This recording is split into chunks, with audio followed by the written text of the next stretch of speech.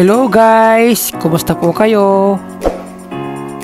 Ngayong araw po ay tayo po ay magluluto ng pisang isda na red snapper na ang pinili ko po ay mga ulo ng red snapper.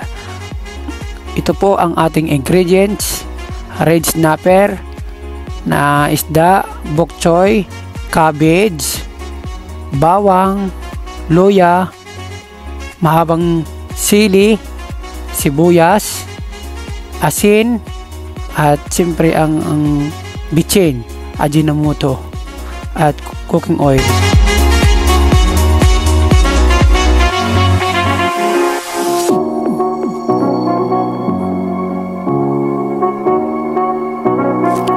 Simulan na po natin magluto.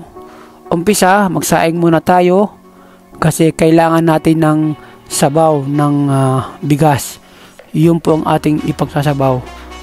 Pangalawang hugas ko na po ito. Yan po ang ating sasabaw. Yan. Para pampalapot po ng isda. Yan. Pagkatapos, ito na po ang ating mga ingredients lahat. Naka-ready na po lahat. Hiniwa ko na po lahat. At ngayon ay nagpiprito po ako ng isda na red snapper. Lutuin po na natin ang isda. At ayan po yung sinaing ko. Good for 3 person lang po ang kakain yan. Lutong bahay lang po ito.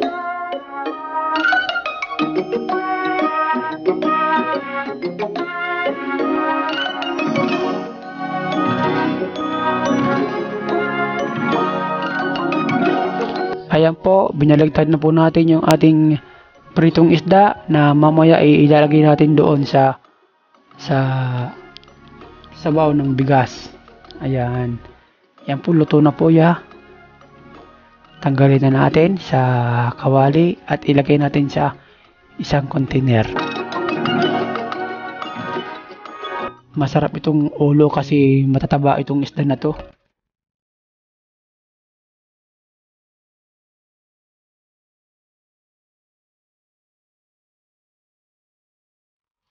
Ayan po, itabi natin yan.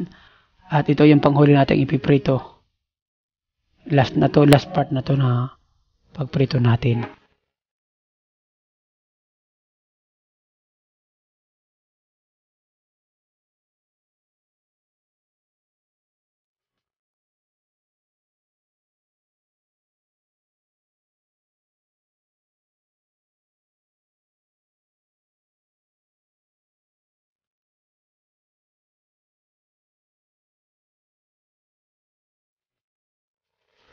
Pag magano pala kayo magluto ng pisang isda, tips ko lang po sa inyo, kung magprito kayo ng isda, huwag nyo pong masyadong lulutuin ng sobra kasi matigas yan pag sobrang pagkaluto.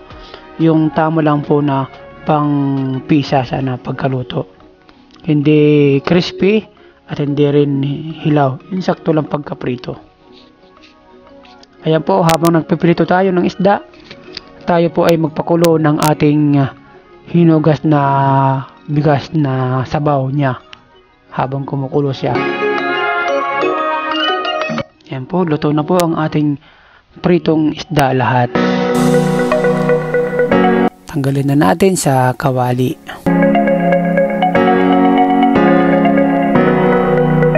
Patuloy muna natin para matanggal ang mantika. Yan na po. Pero healthy na po yan na mantika dahil ang ginamit natin ay siyempre olive oil. At ngayon ay habang nagpapakulo tayo ng hinugas na bigas na tubig ay tayo po ay maggisa na ngayon.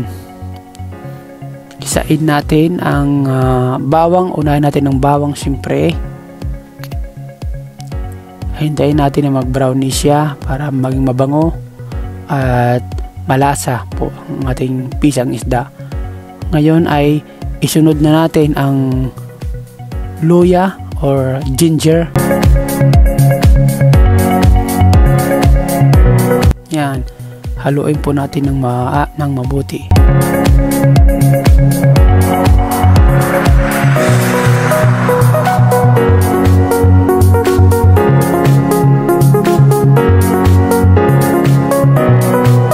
Mahalaga itong ginger na to para matanggal po ang lansa niya, para pag kain nyo po ay hindi malansa.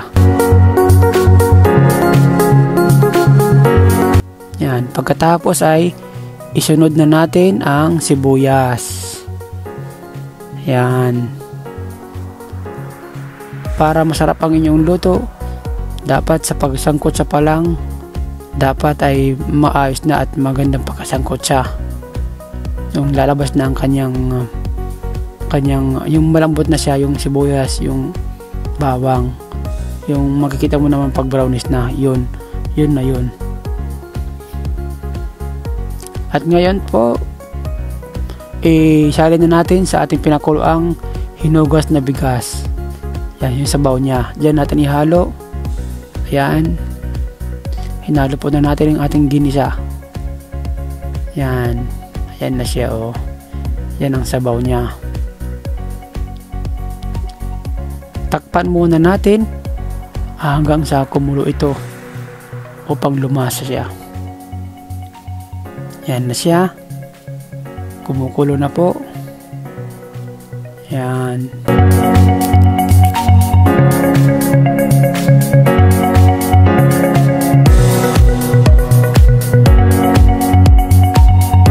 Ayan na. Pwede na natin ilagay ang ating pernitong red snapper na isda. Ayan po yung ulo. Ilagay natin yung mga ulo. Ayan. Parte po lahat yan ng ulo ang ating isda na kinuha.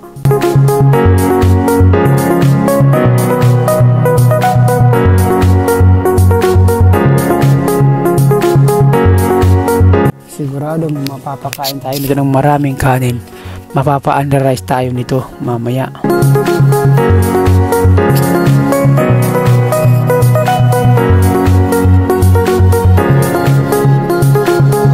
Iluwad natin yung isda para maabot ng sabaw. Nang sa ganun ay ito ay maluto siya at maglasa ng isda siya. Lumasa na yung prito niya sa sabaw.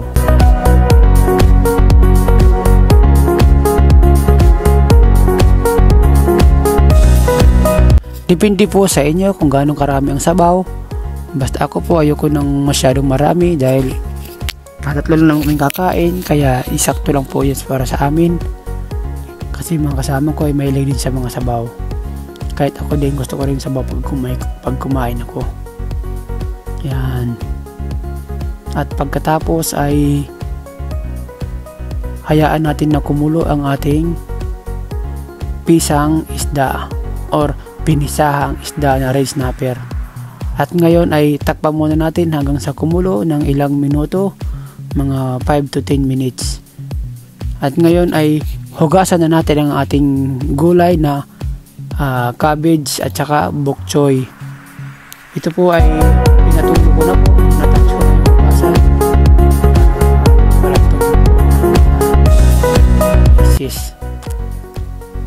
Ayan na po, kumukulo na po ang ating pinisahang isda na red snapper. Yan, halo-halo lang. Huwag yung masyadong halukayan para hindi madurog yung isda. Yung sabaw lang po niya ilagay sa yung hindi naabot ng tubig. Yan.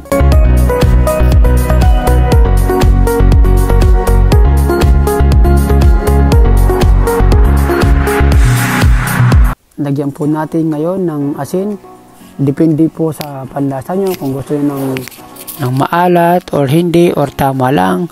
Basta po ako pag ako magluto ay ayoko ng maalat. Gusto ko yung tama lang para healthy tayo. Healthy naman itong lulutuin natin kasi ang oil na ginamit natin pang prito ay olive oil. Yan. Lagyan natin ang asin. Ngayon, takpan po natin ulit. Hayaan natin na kumulo ng saglit. At pagkatapos ay ngayon ay luto na yung isda, malambot na ng konti. Ilagay na natin ang ating cabbage at saka yung bok choy. Yan. Napakasarap nito ang sabaw nito. Dahil malasa na po ito. Yan.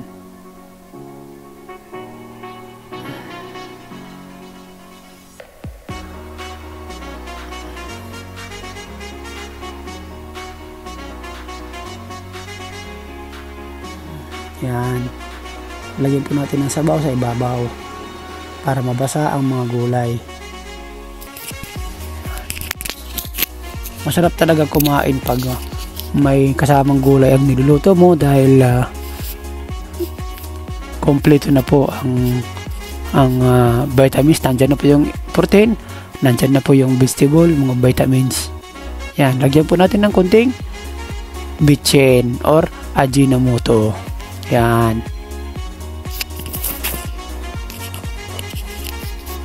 Malapit na po maluto ang ating pinisahang isda na red snapper.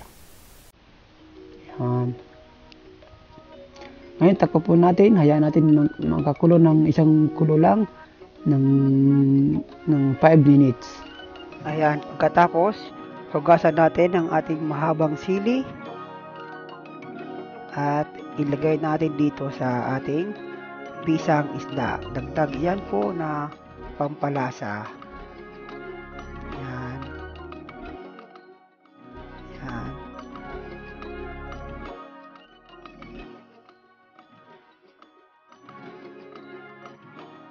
Yan. Ilagay natin ang sabaw sa ibabaw. Yan. Sakto lang po ang sabaw niyan. Hindi marami, hindi rin konti. Sakto lang dahil 3 lang kaming kakain po niyan. Ang kasama ko nasa trabaho pa. Dahil ako ay panggabi, ngayon ay available ako ngayong tanghali. Kaya ako nagluto ngayon.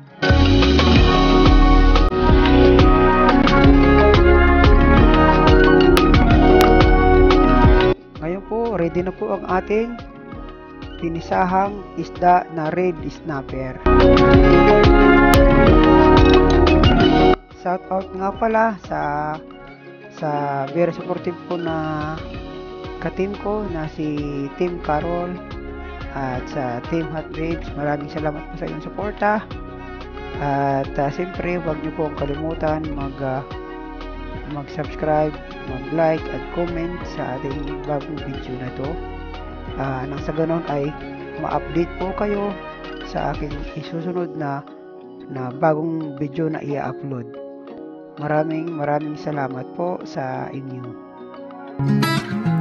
Luto na po ang ating pisang isda na red snapper. Yan.